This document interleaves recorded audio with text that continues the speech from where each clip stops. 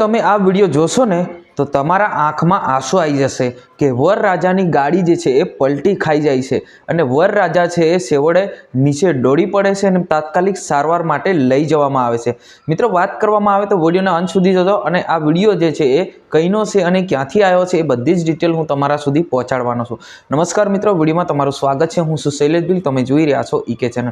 મિત્રો, વાત કરવામાં આવે તો ઘરમાં ખુશીનો માહોલ છે, સગાવાલા આવે છે, જાન જવા માટે તૈયાર થાય છે અને છેવડે જાન નીકળે છે અને જાન વરરાજાની ગાડી જે છે એ પલટી ખાઈ જાય છે। હવે મિત્રો, આવું જે છે એ કોઈએ સપનામાં પણ ના વિચાર્યું હશે કે વરરાજા સાથે આવું થશે।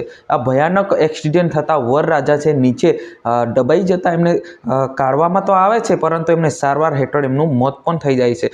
જ્યાં મિત્રો વાત કરવામાં આવે તો આ વિડીયો કઈ જગ્યાનો છે એ પહેલાં તમને જણાવી દઉં। આ વિડીયો જે છે મધ્યપ્રદેશ એક ગામમાંથી વહેલી સવારમાં જાન જાય છે અને જાન જતી વખતે વરરાજાની ગાડી જે છે એ એમની જે ગાડી જે છે એ પલટી ખાઈ જાય છે અને ખુશીનો માહોલ છે જે એક જ મિનિટની અંદર બદલાઈ જાય છે। મિત્રો, આપણે બચપનથી સાંભળીએ છીએ ને કે જે થવાનું એ થવાનું જ છે, કે ભગવાનના હાથમાં છે।